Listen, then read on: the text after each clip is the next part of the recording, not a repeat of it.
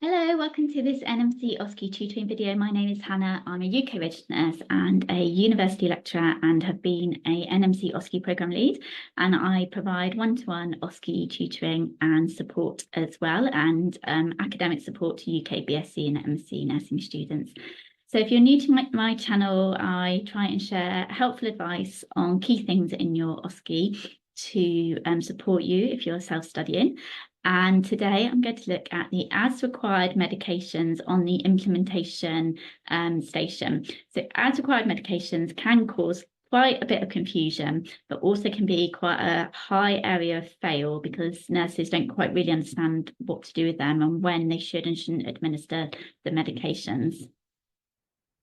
So if you haven't looked at my main implementation YouTube video, definitely watch that one first so you understand the overview of that station, because this is just going to focus on these as required prescriptions. So as required medications, so they're normally found after your regular medications, so towards the last pages of your medication chart. And as required medications, we only administer them if the patient needs them.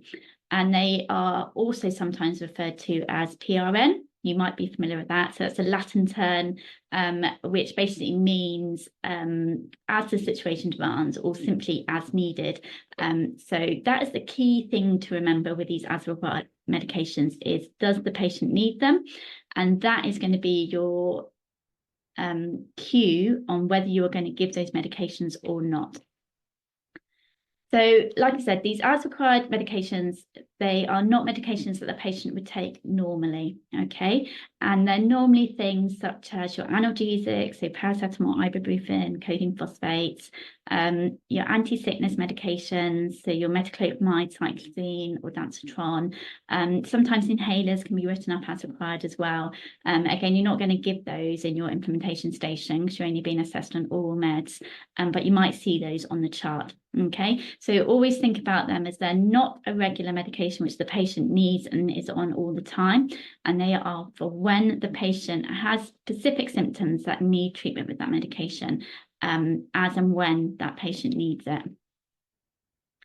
So the really key thing to do with your as required medications is you need to ask the patient if they want that as required medication. Okay, so have they got any pain? Have they got any sickness? Do they want these medications? Okay, because if you fail to do that and then do not administer that as required medication, then it will be a critical fail. And this is one of the most common fails that when I pick up helping students with their resits, it's quite a common fail. So I always teach my tutoring students that when you're introducing yourself to a patient and doing your ID checks, and before you go off and read and look at that medication chart, is to ask your patient, have they got any pain? Have they got any sickness?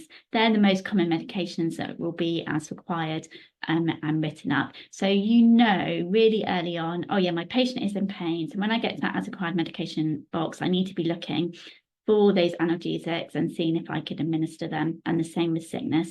It helps you a bit with time management as well. So always ask them if you remember before you start going through that medication chart. So a really key thing to remember with your as required prescriptions is they do not have a time for administration as part of that medication. That is totally normal, and the medication prescription is totally valid. Okay, so because they are as and when the patient needs them and not regular, there is not a set time. So very, very common fail is for nurses, they're looking for their time, say 12 o'clock, they get to the as required, there's no time. So they verbalise this medication is not due at my time, or this prescription is not valid because there wasn't a time, and they don't give it, and then they get failed because they don't understand how an as required prescription works. So this is what an as required prescription looks like. So if you get a bit lost on your drug chart and you're not sure if it's as required or not, this header in the green box here where I've put this big arrow will tell you as required medicines. So as soon as you read that, you need to be thinking, okay, there's not going to be a prescribed time, and I need to know, does my patient want this medication? Have they got any symptoms like such as pain or sickness, for example? Okay, so there is no time written in the time box by the prescriber. okay? But all our other details on the prescription are exactly the same. So we've got our drug name, we've got our date, we've got our dose, we've got a frequency, we've got a route. We may or may not have a duration. We don't need a duration for it to be a valid prescription. Just remember that. We should have a start date. That must be required for the valid prescription. We may or may not have a finish date. Again, that is not needed for your prescription to be valid. We must have a prescriber's signature, a bleep, and a prescriber's name. Okay. So when we get to this box, we need to know, is my patient in pain? Do I need to give this paracetamol? Okay. And that's the key question to ask. Okay. If you know your patient's not in pain because you've asked right at the beginning, when you get to this part in your chart, you can just clearly verbalize, I've got as required paracetamol, patient's not in any pain, I'm not going to administer this medication. Okay, but don't be fooled by there not being a time box here. Okay, because there won't be a regular time to give it prescribed, but it's still okay to give it. However, we need to check if they've had any previous doses of this medication, okay, and if it's safe to give the next dose of medication. Okay, so has enough time passed. So, for example, if a patient had paracetamol at 6 o'clock in the morning, 0600 hours, I can only give this medication every 4 to 6 hours. Okay, so the earliest I can give the next dose is 10 o'clock, 4 hours. Okay, and can only give 4 doses in 24 hours as well. So you need to remember that. So you need to look at the time of the last dose, if they were given a last dose, and you also need to look at the prescribed frequency.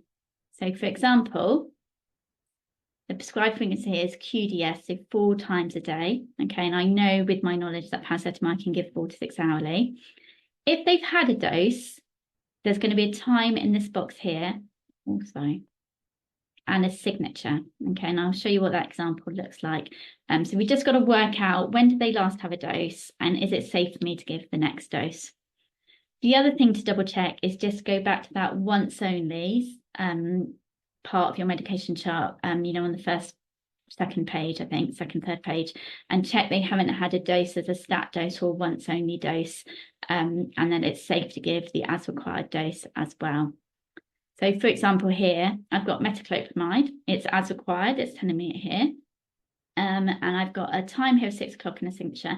So the nurse before me has given a dose of metoclopramide as required at 6 o'clock and signed for it.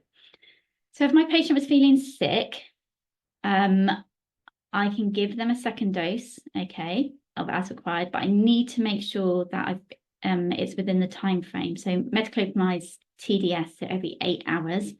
So the earliest I can safely give another dose of metoclopramide would be 2 o'clock in the afternoon. Okay, so if my station time was 2 o'clock or 6 o'clock in the evening, and my patient was feeling sick, yes, then I can totally go and put in my time here and give that second dose. If, for example, it was 8 o'clock in the morning, okay, the patient's already had a dose at 6, it's not been 8 hours, okay, so I can't safely give a second dose, in which case if my patient was sick, I'd need to verbalise that to them and escalate for a different prescription for a different medication. So I hope that makes sense. So those are the things you're looking at with your as required, okay, so there's no prescribed time, okay, but we do need to check if they have had a previous dose, what time that was given, and if they've had a previous dose, it will always be completed on the chart, okay. If, like on this paracetamol, the time and the date is totally empty, then the patient has had no previous doses of paracetamol, just always making sure we check that once only, we check the regular meds and making sure the drug hasn't been double prescribed, so it would be safe to give that dose, and we can go ahead and give that dose. On your community charts, they are slightly different, okay? You don't have the separate sections, but you can have paracetamol written as an as required medication. So, and it would be written like this. So remember, with your community patient-specific directions, you have separate prescription boxes for